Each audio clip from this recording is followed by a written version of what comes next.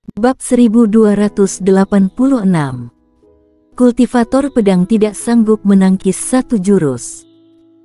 Orang-orang dari 3 sekte dan 6 kota tertegun sejenak. Jelas, mereka tidak berharap pria ini tiba-tiba mengatakan ini. Dan ketika mereka sadar kembali, wajah semua orang menjadi sedikit jelek. Penghinaan. Pemuda berjubah putih menentang jenius generasi muda di 6 kota. Tapi, ini tidak mengherankan bahwa dia meremehkan, karena dalam sejarah, jenius yang dikirim oleh 3 sekte dan 6 kota untuk bersaing dengan keluarga Ni tidak pernah menang. Hanya master yang bisa dihormati, ini adalah kebenaran abadi. Kali ini pemuda keluarga Ni berjubah putih berkata lagi, awalnya masih 2 tahun lagi perlombaan antara kedua belah pihak kita, tapi karena kalian semua sudah datang, mari dimajukan. Kenapa? Kali ini kalian bahkan tidak memiliki keberanian untuk bertarung. Dihina oleh orang-orang keluarga Ni di depan umum, bagaimana orang-orang dari 3 sekte dan 6 kota bisa menahan gengsi mereka? Pada saat itu, seorang pemuda keluar. Dia Karsi Sikong dari sekte Tianlan. Di samping warrior yang, Kenzi Ye berkata, ini adalah perwakilan dari generasi muda sekte Tianlan. Dia juga terkenal di wilayah rahasia. Sekte Tianlan ini adalah satu-satunya dari 3 sekte yang tidak menyerangmu. Warrior yang melirik Karsi Sikong, pihak lain tidak lebih dari 30, tapi dia sudah mencapai pendekar kaisar. Begitu muda sudah mencapai pendekar kaisar, bakat dia memang tidak buruk. Sebenarnya, dibandingkan dengan dunia spiritual, jenius benua penjara, termasuk pendekar kaisar dan bahkan pendekar ketiadaan, fondasinya sedikit lebih lemah.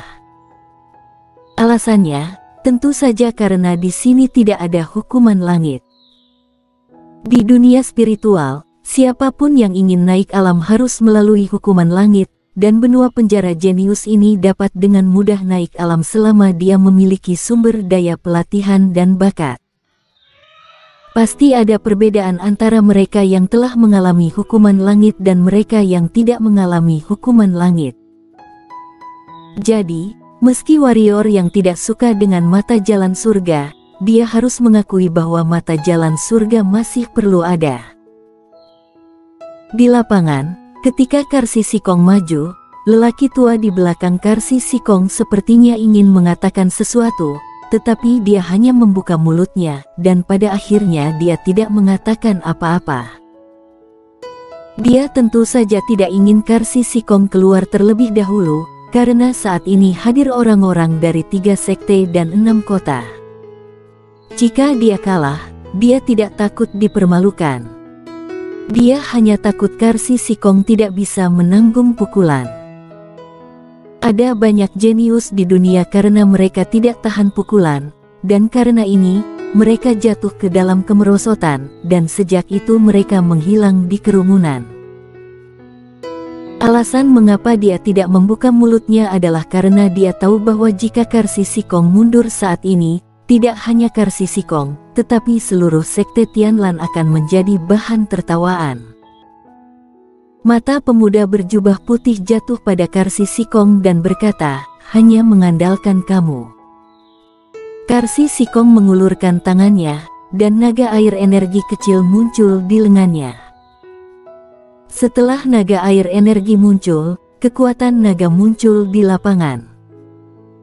Ketika kekuatan naga ini muncul, wajah beberapa pendekar kaisar yang lebih lemah dalam kekuatan pun tiba-tiba berubah, dan mereka mencurahkan momentum mereka sendiri untuk melawan kekuatan naga ini. Naga air mengental, momentum naga muncul, keberhasilan besar dari mantra nyanyian naga, hantu tua Sui, kamu murid ini lumayan. Di samping, kepala keluarga Lin, Qiano Lin tiba-tiba berkata. Lelaki tua di belakang Karsi Sikong mendengar itu dengan senyum di wajahnya, berkata, tidak apa-apa, tapi itu masih lebih buruk daripada 3 bocah kecil di keluargamu, Kak Lin, aku sangat iri padamu. Satu jenius tidak masalah, kamu punya 3 jenius di keluargamu. Dia melirik Jacob Lin 3 bersaudara. Keanu Lin tersenyum dan tidak berbicara. Tapi Jenny Lin di sebelahnya tersenyum dan berkata, "Kakek Sui, siapa suruh kamu tidak mencari istri? Jika kamu mencari istri, kamu pasti punya banyak cucu sekarang."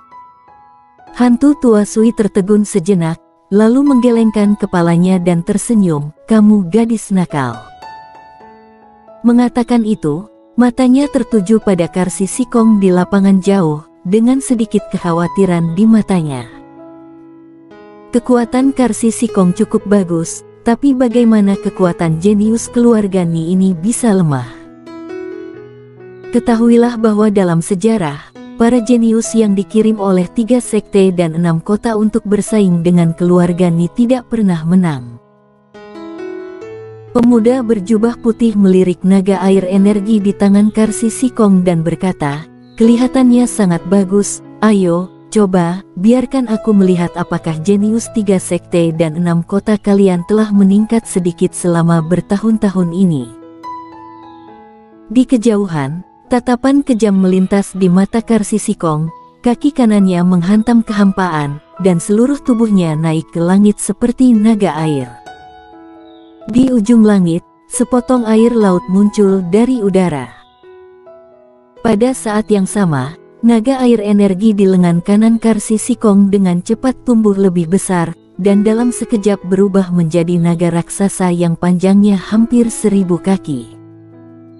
Apalagi, naga air saat ini seperti naga asli di dunia laut.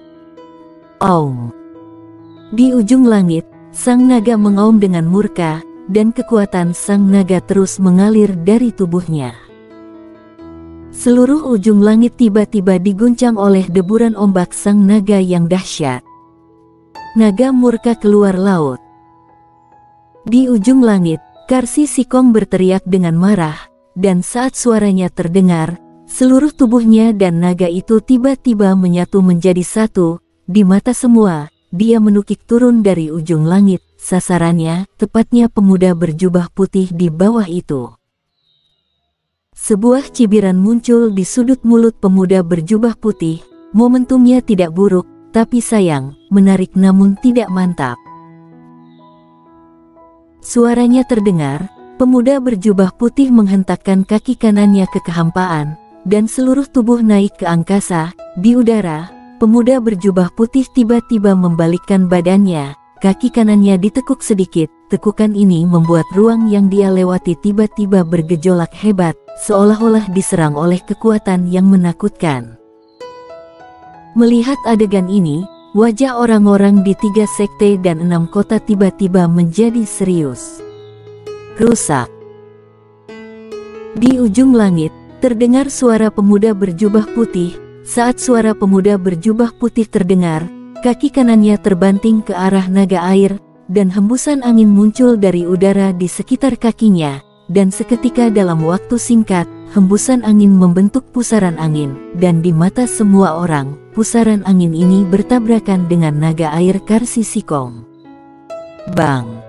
Suara ledakan bergema seperti guntur di ujung langit. Di bawah perhatian semua orang, pusaran angin pemuda berjubah putih begitu dahsyat hingga langsung menggoyahkan naga putih Karsi Sikong menjadi titik-titik air. Bang! Dengan dentuman keras lainnya, Karsi Sikong jatuh dari ujung langit. Kalah. Satu jurus dikalahkan, dan kekalahan itu begitu total. Wajah orang-orang di 3 sekte dan 6 kota bahkan lebih jelek. Sangat kuat. Di samping warrior yang, Kenzi Ye tiba-tiba berkata. Warrior yang menoleh dan meliriknya, Kenzi Ye dan warrior yang saling menghela nafas, lalu berkata, tidak terlalu kuat juga. Dibandingkan dengan Karsi Sikong, pemuda berjubah putih memang sangat kuat, tapi dibandingkan dengan warrior yang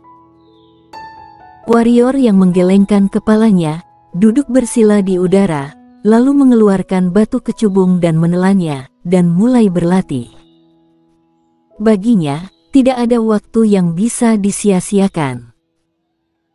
Ketika berada di Pulau Dewa Pedang, energi murni membuatnya menerobos setengah kaisar, yang dapat dikatakan sebagai setengah kaisar tingkat puncak. Dapat dikatakan hanya ada satu lapis kertas antara dia dan alam pendekar kaisar.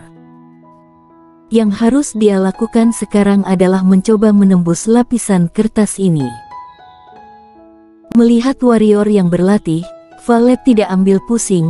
Dia duduk di belakang warrior yang bersama Shiro yang tertidur, lalu bersandar di punggung warrior yang, tapi dia tidak diam. Dia selalu waspada, tentu saja waspada pada 2 sekte dan 5 kota. Dia tahu betul bahwa begitu dia memberi orang-orang ini kesempatan, mereka pasti akan membunuh warrior yang. Pembunuh rahasia Kenzie, Lilac Sui dan Pavilion ribuan pembunuh juga selalu waspada. Setelah warrior yang mati, para pembunuh ini pasti tidak akan dibebaskan. Secara umum, meskipun semua orang tenang di permukaan, ombaknya bergolak dalam kegelapan. Di kejauhan, setelah pemuda berjubah putih mengalahkan Karsi Sikong, dia mendarat di depan 3 sekte dan 5 kota, matanya menyapu orang-orang di 3 sekte dan 5 kota, dan berkata, "Maju yang kuat, jika tidak, itu terlalu membosankan." Semua orang diam. Siapa yang harus dikirim? Siapa yang mau pergi? Siapa yang bisa menang? Semua orang memikirkan warrior yang untuk pertama kalinya. Pemuda berjubah putih ini sangat kuat, tetapi dibandingkan dengan warrior yang. Bahkan tetua Yuan yang membenci warrior yang sampai ke tulang pun harus mengakui bahwa di dunia sekarang ini, di antara generasi muda klan manusia mereka, tidak ada yang bisa menandingi warrior yang. Jangankan generasi muda, bahkan generasi tua pun hanya sedikit orang yang bisa bersaing dengan warrior yang. Namun, warrior yang bukanlah orang dari 3 sekte dan 5 kota. Aku. Pada saat ini, Jacob Lin dari keluarga Lin tiba-tiba keluar. Keanu Lin ragu-ragu, lalu berkata, "Hati-hati. Semangat, Kak." Di samping, Jenny Lin mengepalkan tangannya erat-erat dan berkata dengan semangat. Jacob Lin melirik Jenny Lin, dengan sedikit sorot matanya, dia mengangguk kecil, lalu berbalik dan berjalan menuju pemuda berjubah putih. Pemuda berjubah putih melirik pedang di tangan Jacob Lin dan berkata, "Menarik, kultivator pedang, ayo aku lihat apa level kultivator pedang hari ini." Jacob Lin menggenggam erat pedang di tangan kanannya, dan jiwa pedang alam ketiadaan perlahan keluar dari tubuhnya, dan akhirnya mengalir ke pedang di tangannya. Dengan masuknya jiwa pedang, pedang di tangan Jacob Lin mulai gemetar hebat. Keduanya saling berpandangan, dan tiba-tiba, Jacob Lin langsung menghilang di tempat, dan ketika muncul kembali, dia sudah berada di depan pemuda berjubah putih.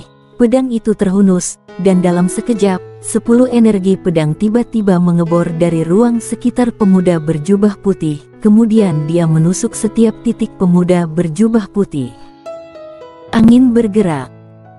Pemuda berjubah putih suaranya terdengar, dia memutar kaki kanannya sedikit, lalu menyapu kakinya dengan keras, dan angin topan muncul di sekitarnya. Pada saat angin topan muncul, energi pedang di sekitarnya terlibat langsung dalam topan. Jacob Lin ekspresinya berubah, memegang pedang panjang di kedua tangan, berputar tajam, dan seluruh tubuhnya menusuk ke arah pemuda berjubah putih dalam bentuk spiral. Sebuah cibiran muncul di sudut mulut pemuda berjubah putih. Dia menendang pusaran angin dengan kaki kirinya, dan menekan ujung pedang Jacob Lin. Pada saat ini, tubuh pemuda berjubah putih tiba-tiba terangkat ke udara, dan kemudian kaki kanannya menghantam Jacob Lin dari atas ke bawah.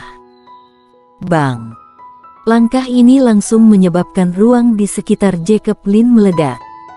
Kemudian Jacob Lin segera memuntahkan seteguk darah, dan kemudian dia jatuh dari ujung langit. Tepat ketika Jacob Lin akan jatuh ke tanah, sebuah tangan tiba-tiba muncul di atas Jacob Lin dan meraih Jacob Lin. "Kakak!" seru Jenny Lin dan berlari ke arah Jacob Lin dengan cepat.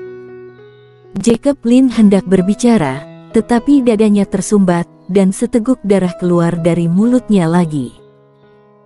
Dia memandang pemuda berjubah putih di kejauhan dan berkata, "Aku kalah. Bukankah ini hal yang biasa?"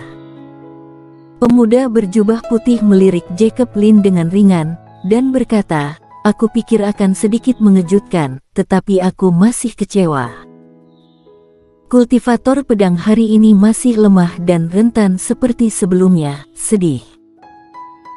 Mendengar kata-kata pemuda berjubah putih, semua orang yang ada di lapangan memandang ke arah warrior yang termasuk tetua Yuan dan lainnya.